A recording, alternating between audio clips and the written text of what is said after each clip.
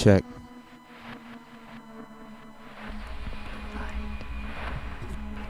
Check, check.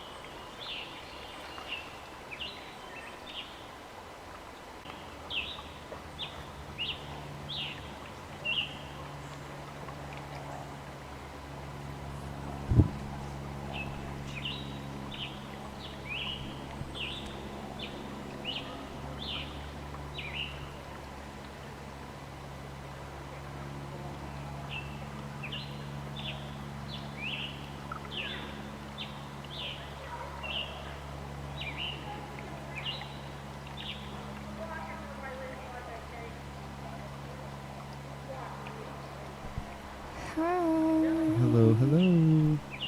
Welcome to Slow Danger virtual physical integration class. Thanks so much for tuning in. Birthday shout outs to Maggie in the live. Shout out to Art of Handling over in Baltimore. We're here at our home in Pittsburgh offering a practice with and for and amongst you all. And it's hot over here in our house, so we will be sweating today. we have a fan and that's it, because we live in an old house, and those houses definitely don't have enough power for AC. It's like hot dancing in the summer here in Pittsburgh, and sending energy out to all of you. We also like to preface our practice by saying you can experience it through multiple facets. You can just turn off your video and listen to the mix. We made a nice mix today, also with a dear friend's sound. Amy Reed from Chiffon, also Baltimore-based, is present in the mix.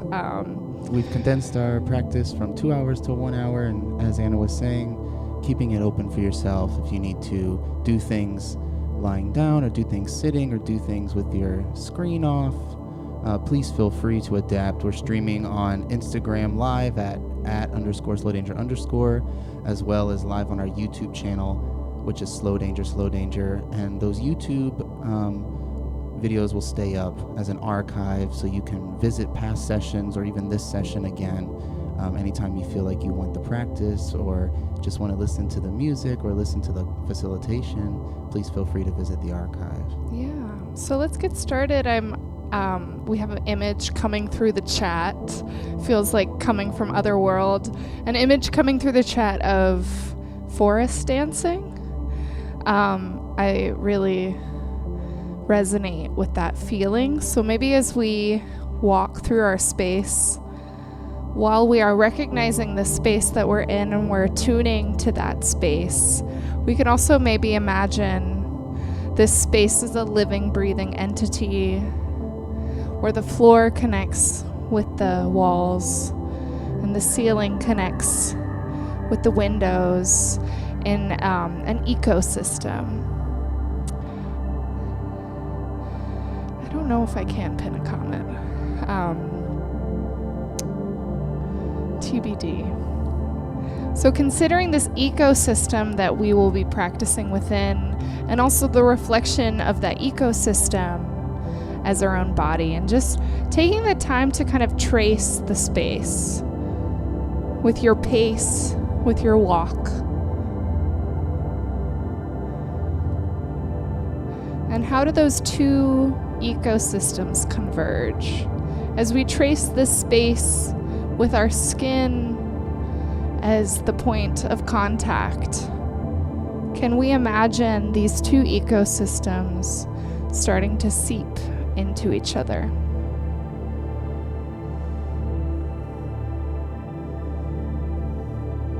Letting this walk also feel perhaps like a forest walk, a walking meditation, where you can start to let your thoughts drift through the container of your body and out the soles of your feet and out the fingertips. Perhaps they drift up and out the top of your head. Just going with that image for yourself. Letting your walk also take on the tonality or texture of your own internal state for today. If I'm feeling very heavy, so I'm kind of like letting my walk be an amble. If you're up in a different space, letting that walk take on that tonality. Beautiful. And let's start to narrow that space. So perhaps we're walking less a broad periphery, and now we're starting to kind of like almost circle around a spot on the floor.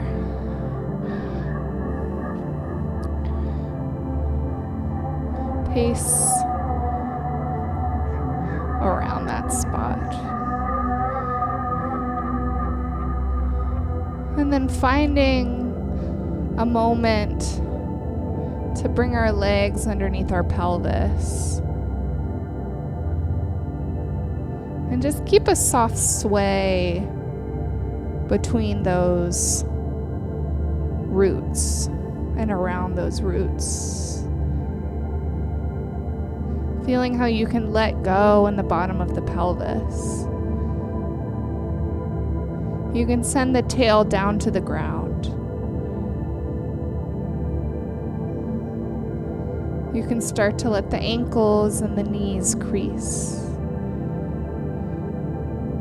and crumble, maybe, or roll.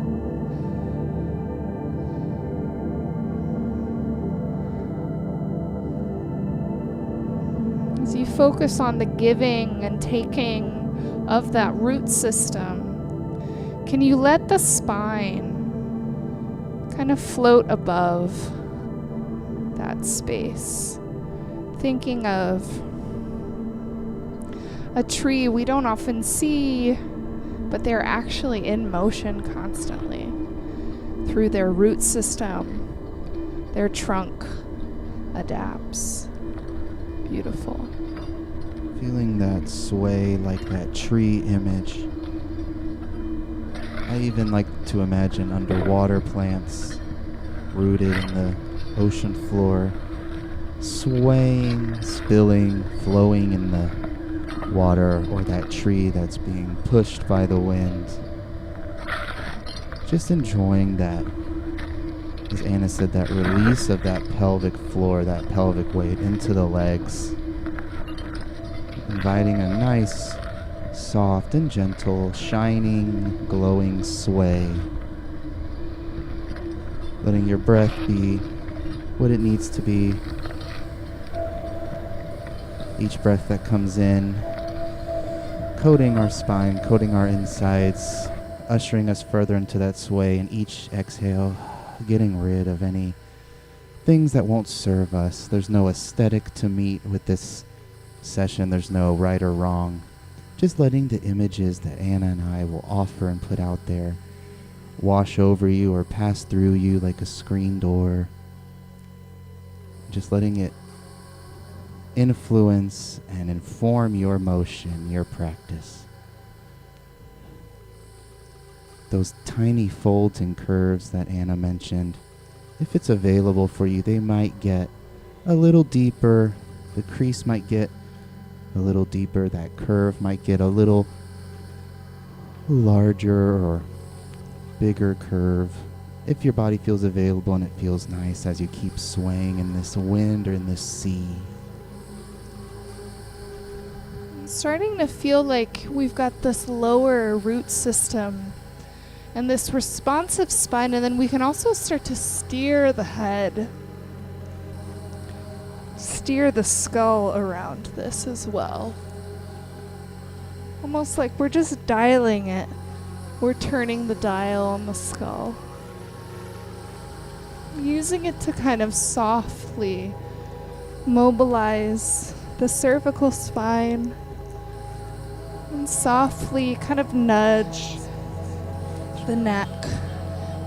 I know I have a lot of neck tension, so this really helps me start to roll around the spaces where I feel like I get stuck or knotted.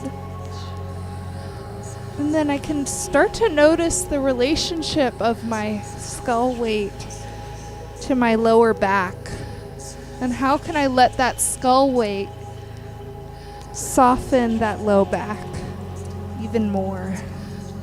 How can I let go of my pelvis to be an oppositional weight from my skull so that my spine can soften and become more supple?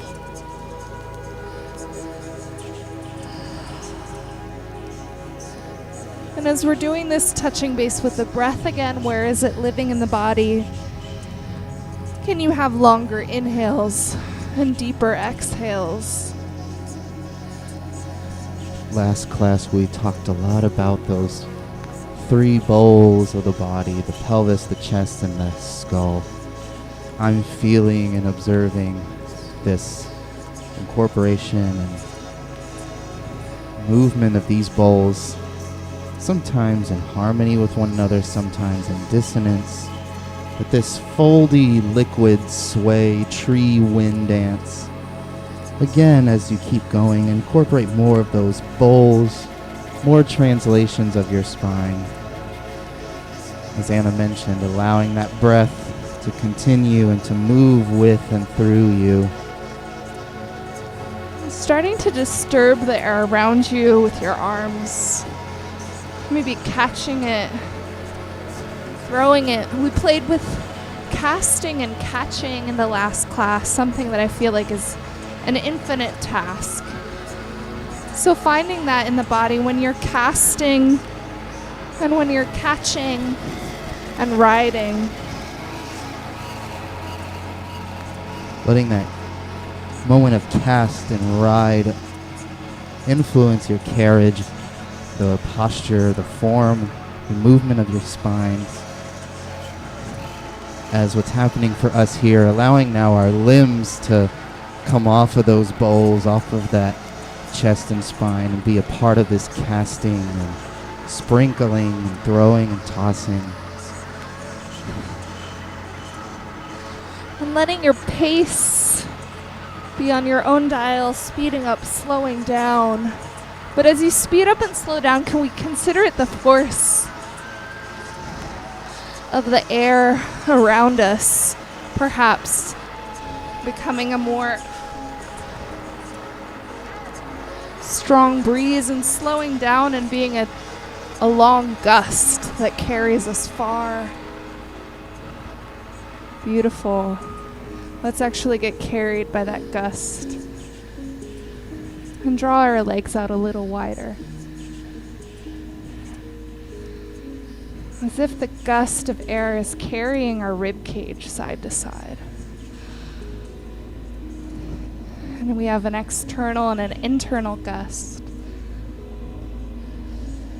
The internal gust being our lungs, and the external being the wind. We've got a really lovely fan that is above us that is evoking that sensation.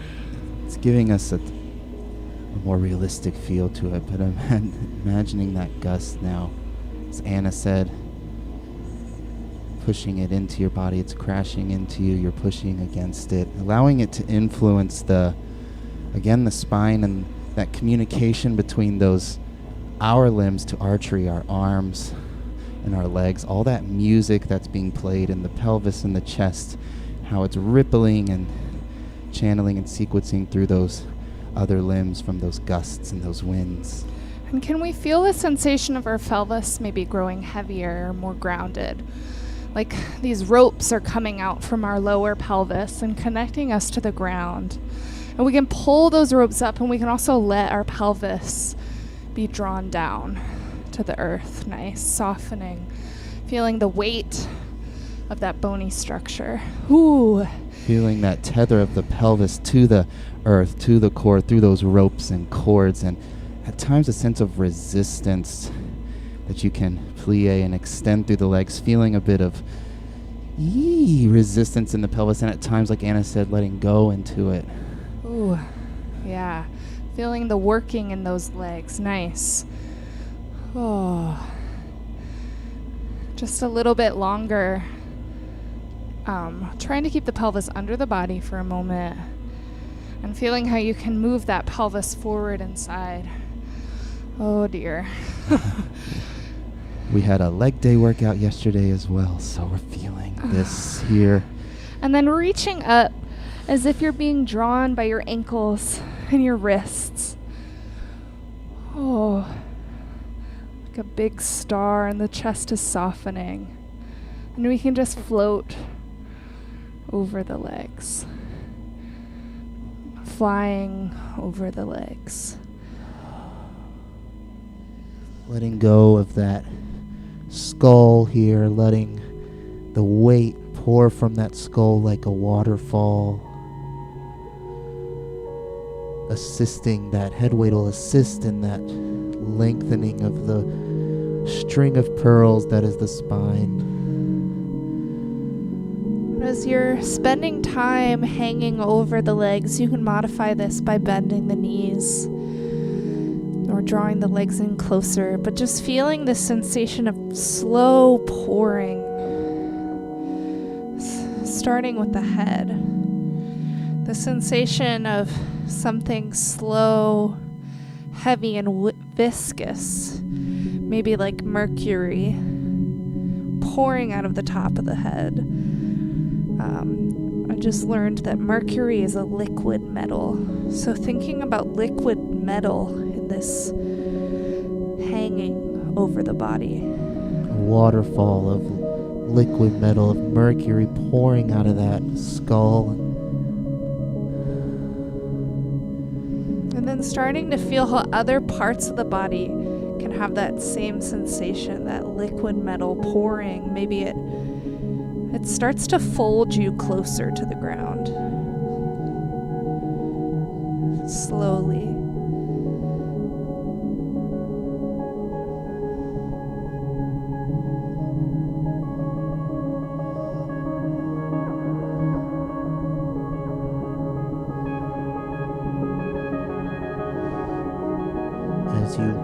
As you fold further into the ground from that pouring, allowing new landmarks of our body to come into contact, seeing what folds in or what spirals in or out to assist in this slow descent, this slow collapse and fold. And also noticing how much effort and sustained effort is sometimes required. Thinking about large muscle groups as this liquid metallic substance seeps out of your body. That sensation of effort that Anna describes, we can have our agency to invite more or less of that effort as things go. Opening the valve to feel more sense of effort, or closing it to feel less, and to keep it perhaps lighter or softer. Continuing to erode our body closer to the floor. And as liquid does, it takes the shape of its container, so allowing the container to adapt to the situation. This dense liquidity adapting as it falls to the earth in slow motion. Beautiful, and eventually taking your time, we'll find a patch of our body on the back. We'll find our backs on the floor. And just taking a couple breaths in this shift in gravity. Feeling the belly rise and fall.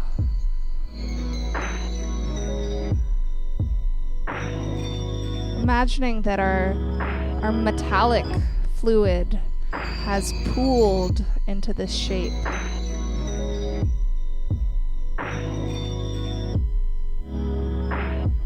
That it is solid but is still liquid. I'm starting to feel how we can find soft mobilizations deep inside our hip crevices, and it can be just as simple as rotating in and out. Feeling that deep acetabulum, that hip socket, and how we can find subtle mobilization. And also softening our psoas, softening our lower belly. When we start to feel tension coming in, just dropping back into gravity. Just finding that deep internal rotation through the bony femur attaching to our pelvis. Feeling the rolling of this joint space.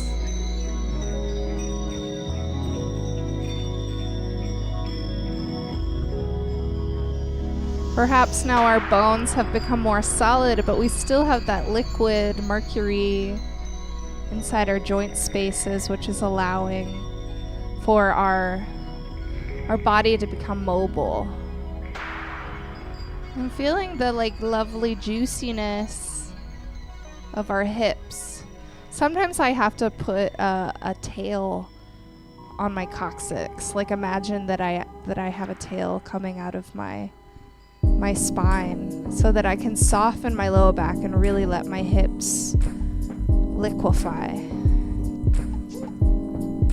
Finding some nice continuation of that rotation and micro motion in the legs. This helps with actually producing more fluid and liquid in the body, like synovial fluid, that'll help coat and lubricate our joints. So as we were descending through that liquid mercury, we were actually on a way to produce more liquid internally now. That puddle that we landed in, that container we filled, we are now a container to other liquids. As we keep folding in these hip creases, feeling some subtle folds as well in the knees and ankles and the toes here, working with whatever space you have. And also maybe even feeling how those rotations could lead to us shifting positions on the body. How can that rotation of the hip lead to the pelvis starting to rotate to its side?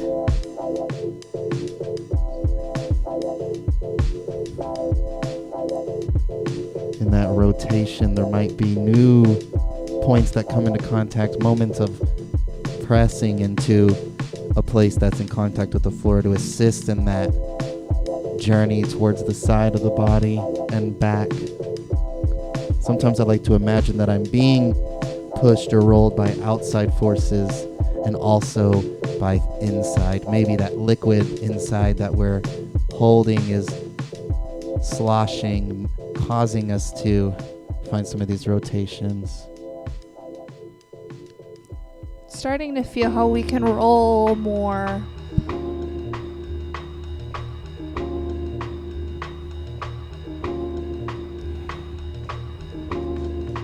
And how our shoulders soften and push. How our arms can become little levers.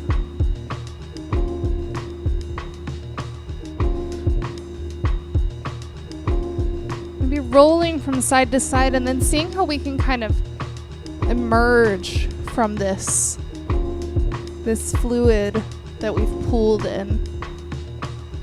Starting to find little emergences, be it our upper body or our lower body.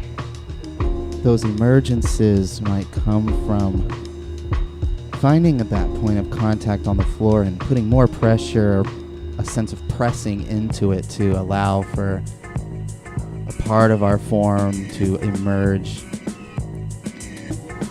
I'm feeling how we can roll on our pelvis as if our pelvis was like a big planet that was like tumbling through space.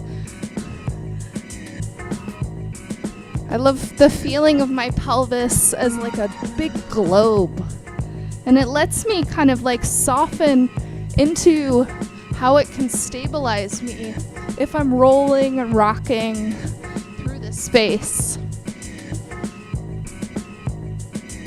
Feeling that sense of oscillation as we roll over that pelvis. Maybe even rolling a bit more like Anna was just doing and finding a sense of suspension at the top of an arc that we ride back down, like when you ride a roller coaster and you click, click, click, click, click, click all the way to the top, and then you finally go over. Beautiful, using these rock and rolls a little bit in the space and not being afraid to kind of like fall on your butt, like, oh, that one didn't work. And you might surprise yourself where you roll and you might have enough momentum to shift in a way that feels unexpected, or as Anna said, you might find yourself up in a fall or a tumble, and letting that be okay, giving yourself permission in this play to just explore a bit. Just a little bit. Using this to kind of maybe even imagine that you could come to your feet Not that you have to come to standing, but you could come to your feet. Your feet could find some kind of contact. This can also be modified to come to the knees or just coming up to the seat.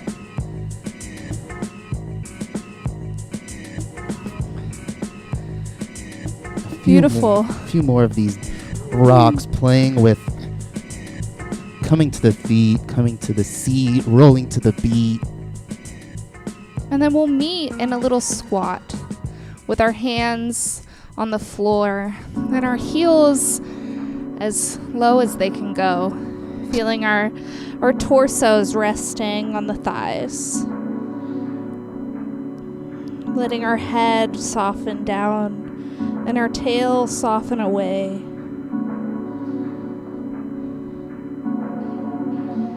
Taking a couple breaths into the backs of the lungs here. We're going to imagine that someone's reaching our tail up and then softening back down into our ball. And just feeling how we can push into the floor with our feet and feel the backs of our legs opening and closing. Maybe our legs become two lungs that are filling and emptying. Really imagining that visualization filling the lungs and emptying them. And filling the lungs, filling them to the top, and then just letting the upper body softly rise. And just feeling a little bit of circularity through the rib cage here. That circularity in the ribs can be influenced by that filling and emptying of the lungs with the breath. Let's continue to find a sense of fluid curve in that rib cage. I like to imagine sometimes that I'm inside of a sphere or a can and I'm trying to scrape the surfaces of the sphere or the cylinder with my back and chest and side. And allow the other parts of our body, those bends in the legs that we looked at, to continue to mechanize in ways that they might need to assist in this fluid chest. Beautiful. And letting this circularity take over, kind of combining our chest circularity with the head, with the pelvis. So many circles on our inside. Infinite circles. And circles that are intersecting or spiraling with each other. And maybe letting those those circles speed up or be taken into another part of the body. How many more circles can you find? Can you find circularity in bony landmarks or patches of flesh that feel more difficult to sense? Circles on the top of the shoulder, circles in the back of the thigh. Playing now with the dynamism or dynamic range rather of those circles, feeling that you can slow the circle down. You can try to have a quicker or more percussive circle or something that's fluctuating. This new track that's entered has this brooding undertone as well as this percussive delay of things over top. Maybe that will assist in a sense of reference to our circles. Finding circles also maybe in the limbs or crown of the head or the eyeballs or the tongue inside the roof of the mouth. Let's get more circle-y just for a bit. Beautiful. Kind of overwhelming us with this potentiality. Even imagining circles in the space that you can carry your circles through. I used to play this Sonic the Hedgehog video game where you had to fly and dive through circles or rings. You can imagine that we're moving through those as well. Or like we're hula hooping those rings on different limbs. Or we took a lovely workshop with Jasmine Hearn earlier this week and they spoke a lot about halos, that's an image of a circle that comes back to my mind. And how these halos could be repeated into many different axes. And let's actually turn this into a little bit of a quake.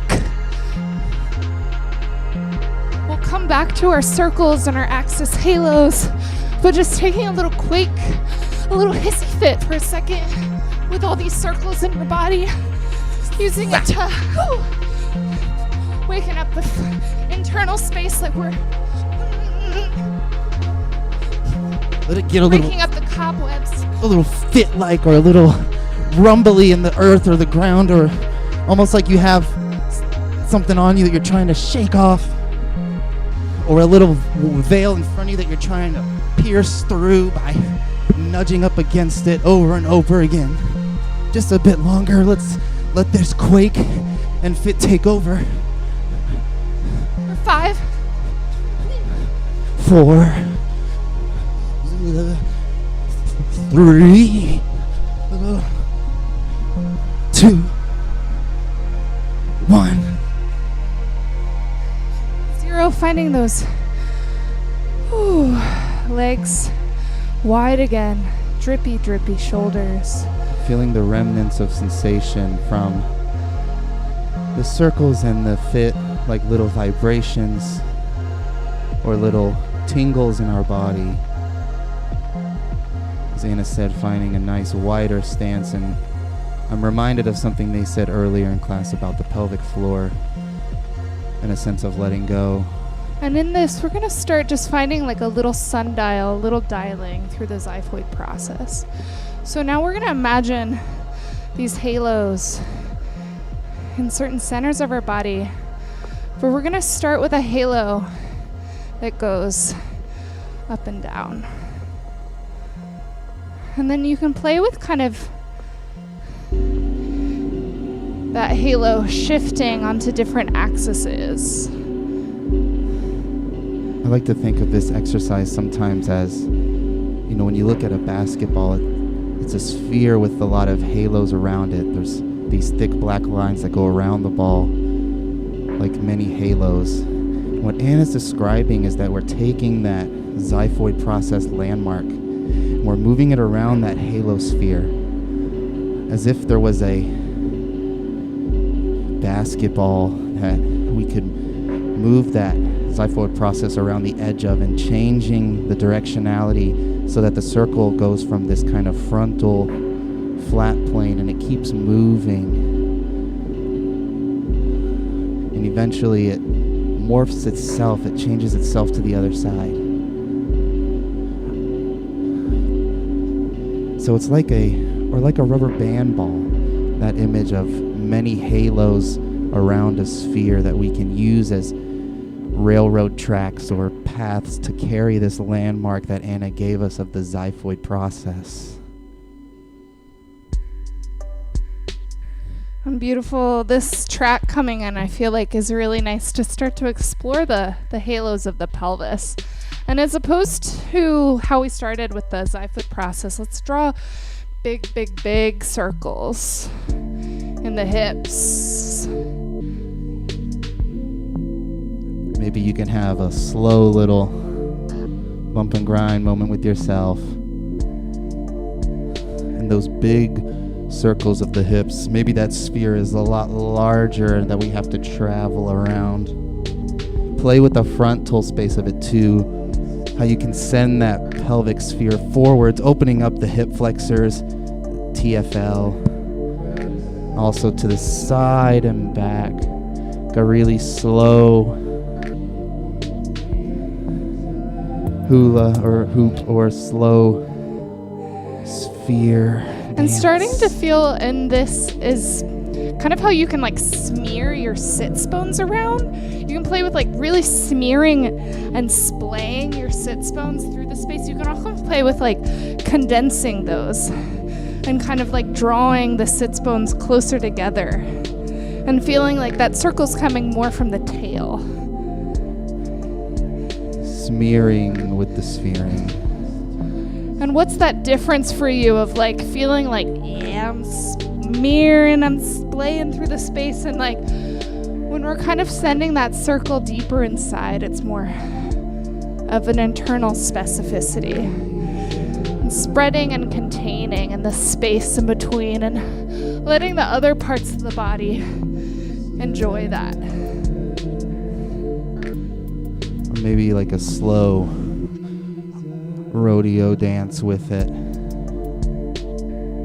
As Anna said, letting other parts of our body come into play with this, but keeping that sense of the pelvis as the main, for this time at least, as that main voice in this dance.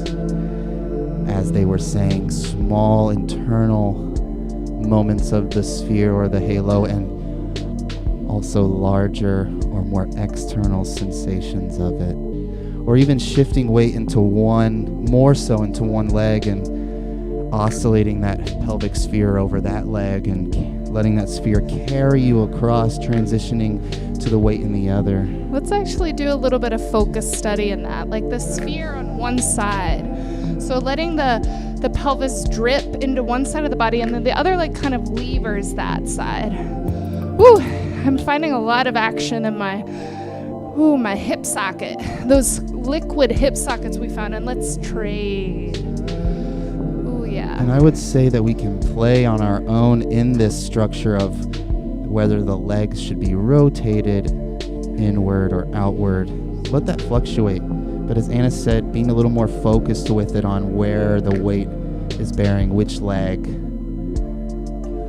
Ooh, this might feel a sense of effort again here. Nice, and let's get onto one side and then just play with kind of like with one leg off the ground, that same circularity in the pelvis. And how does that allow for our leg to illustrate the space around us?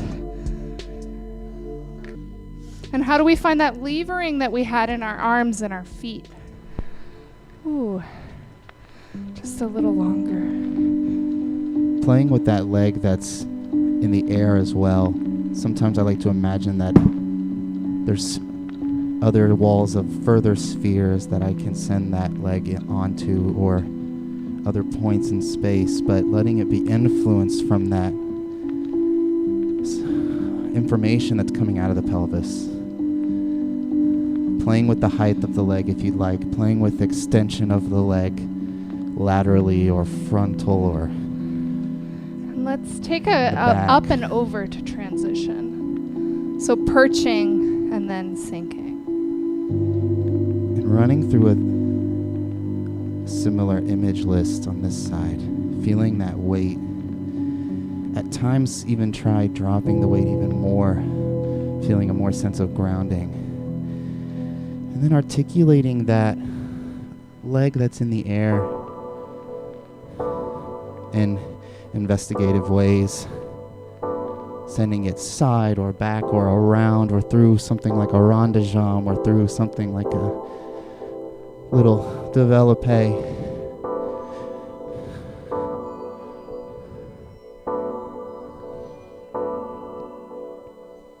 Beautiful. And perching to the other side.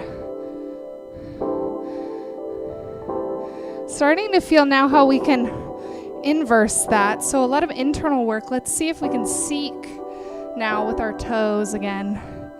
Seeking with our toes as little flashlights. Seeking with our hands. Beautiful. And perching to the other side. Thinking of that seeking again that they mentioned.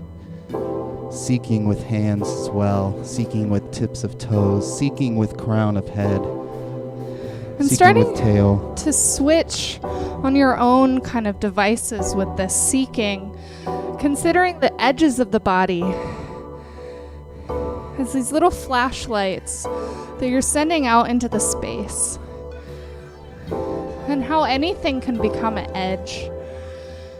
It's true, we've got the tips of our toes, the tips of our fingers, and our top of head.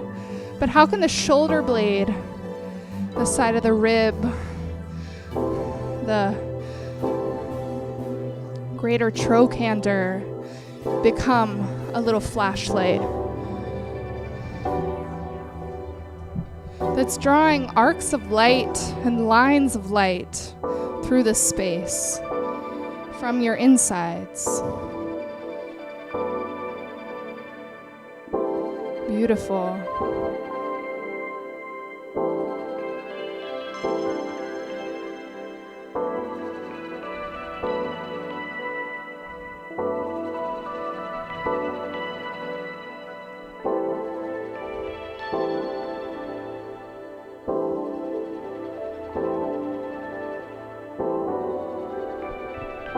Continuing to play with this sense of seeking or shining that light from, in combination with that wonderful investigation of the spheres and halos.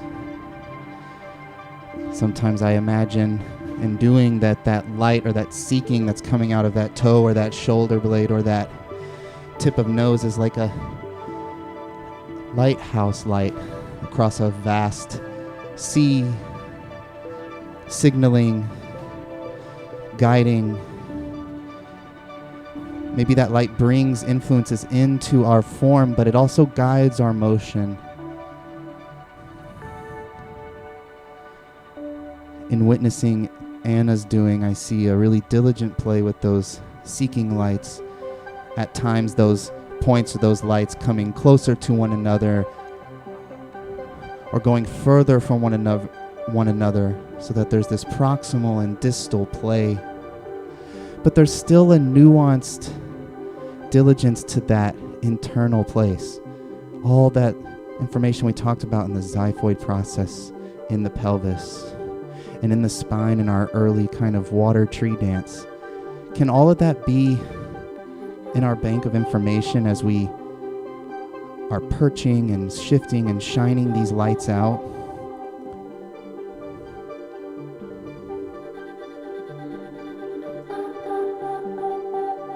And thinking of these kind of concentric or oppositional forces, oppositional light sending out in multiple directions to stabilize the body.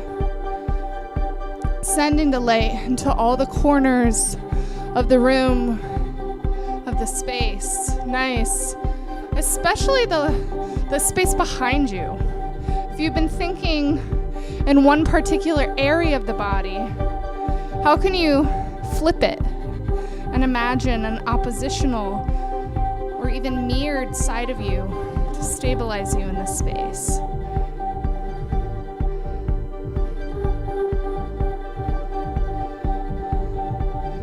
Let's start to tune into our wings in this as well. The wings of our arms. But can our legs become wings? So we've got two sets of wings on the body. Wings that send out light beams. You're like this incredibly terrifying angelic creature.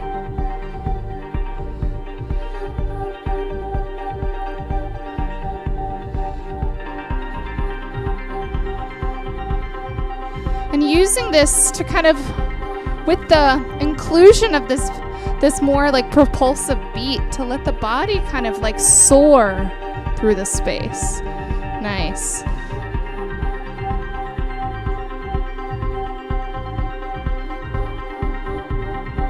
Channeling more that sense of soaring that Anna just mentioned.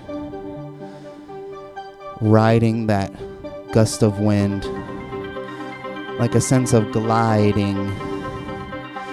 Also ducking below that wind current and finding a sense of free fall or sudden descent and re-ascending. Beautiful. Thinking of the many tethers that we've put down and attached, that weighted pelvis, the wings, that tree or underwater plant spine, the many beautiful shining halos and circles and rings. the lighthouse light across the vast ocean. What I'm seeing now is a sense of rhythm coming out. Like Anna said, acknowledging that more propulsive element in the soundscape.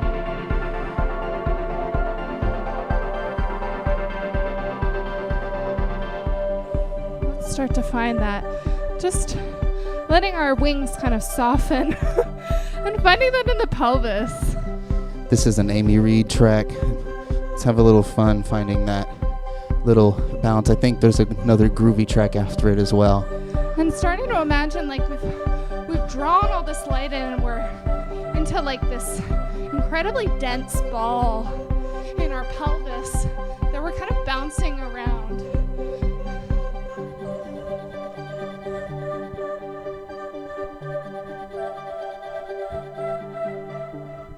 At times with that groovy ball, almost a sense of like many snapshots of poses or forms or postures. And maybe you can start to like grow more dense balls in your body. You have one in your pelvis, maybe it moves up to the chest. Maybe you have two in your elbows. Just starting to grow, overwhelming the body again. Call this kind of revisiting this hissy fit, but with a little bit more of a beat to kind of release us. Let's release a bit more into that beat.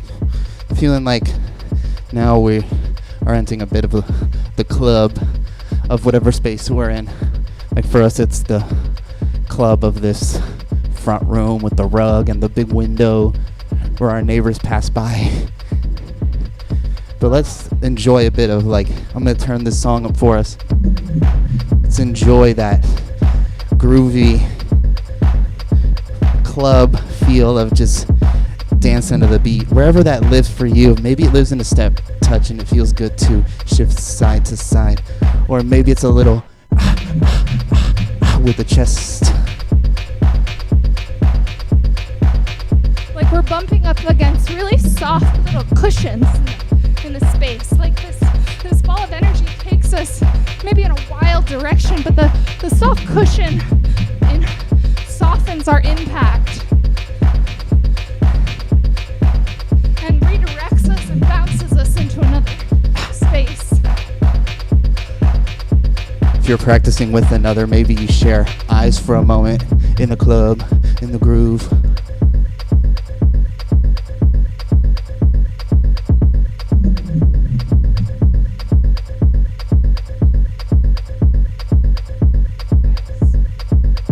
And let's, as this beat's dropped out, let's keep that sense of the pulse, but let's let it get a little smaller just for a moment, or a little slow motion. And when that beat drops again, we can live our life to that.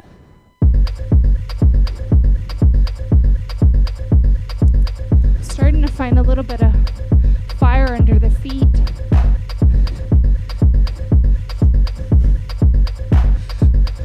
Like a hot floor, all of a sudden the floor's heating up. Like that condensed ball has formed in two balls in our knees and our ankles on this hot floor.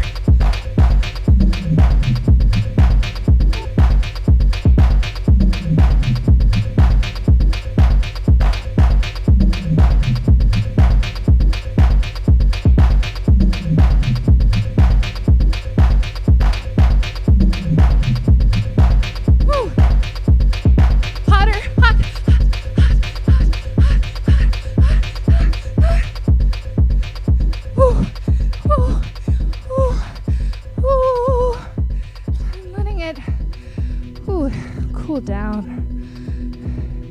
Maybe still keeping this little kind of flick off the body. It's kind of like loose slosh. Starting to notice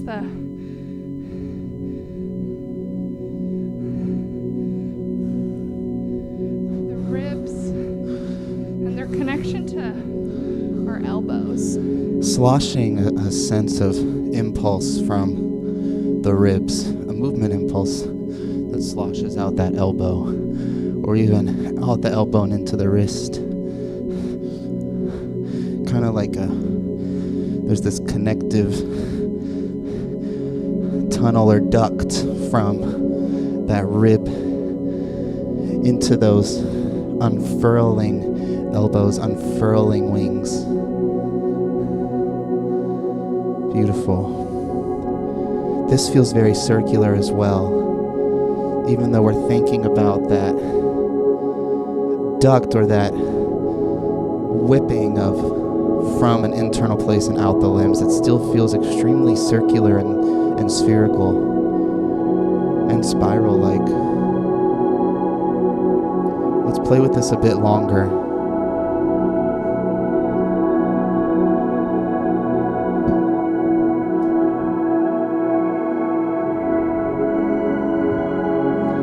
I'm feeling how in this sloshing, this unfurling, you can feel very tactile, sensitive.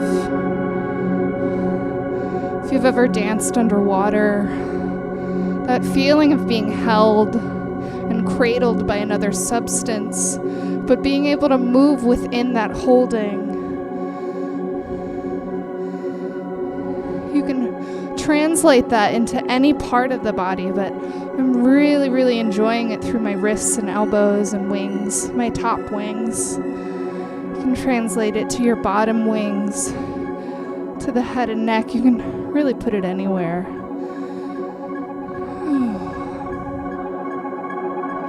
Feeling how you can decorate the space being cradled by this other substance. Beautiful. You can give it away while being held.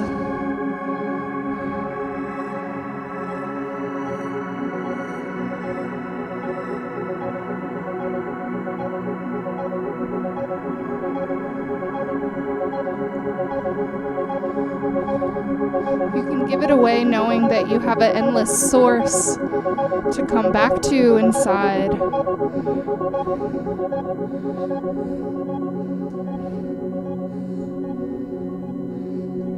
You can let it go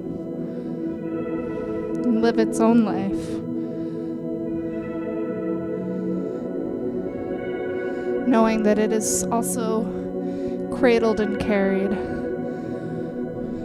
through the substance you sent it through.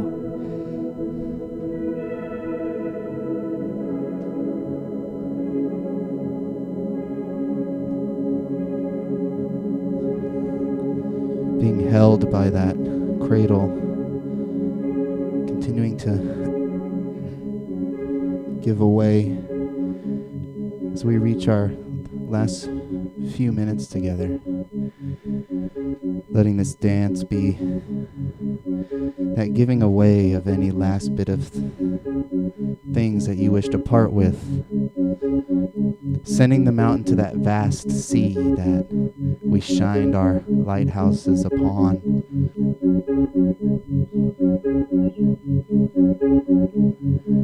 I'm reminded of all the beautiful imagery that we filtered through today. The quiet sway of the trees, the soft undulation of the underwater plant, the glowing rings. Can we maybe take a step out of that study for a moment? Again, tracing our space, perhaps wandering away from it, and finding our feet underneath our pelvis. Feeling the sense of the pelvis letting go into the legs again. And inhaling the arms up above, as if someone is holding our wrists from the ceiling. And then cutting that string and softening, darkening the front of the body. Over the legs, you can bend as you need. Feeling that slow, that metallic liquid seeping into the floor.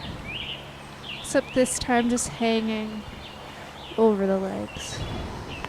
And shake the head out yes and no. Maybe you're holding on to some of those images, or maybe you're letting them go, or you have some that came to you through the practice. Bathing in those last images. Again, taking with you what you need, leaving behind what you don't need.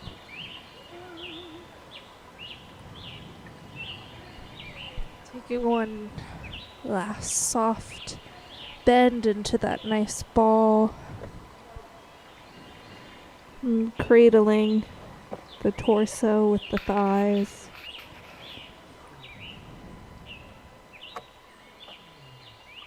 Letting go in the throat, and the jaw, and the pelvis, and the butt. And then pushing the feet into the floor, filling up the legs to roll up. Taking your time.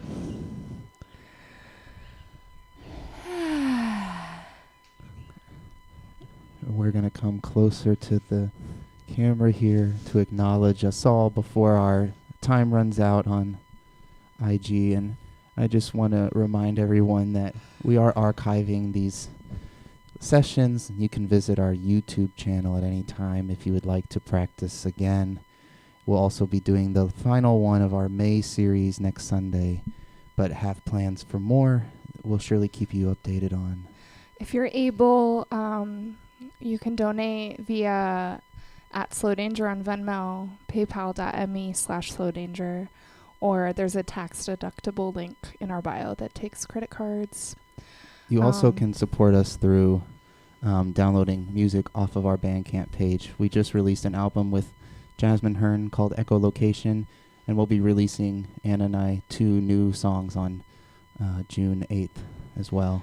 We have one more Sunday class left in May, and we will be continuing classes throughout the summer. We're going to start to be making these classes paired with sound mixes from artists that are dear to us, and making those mixes also available to you following class.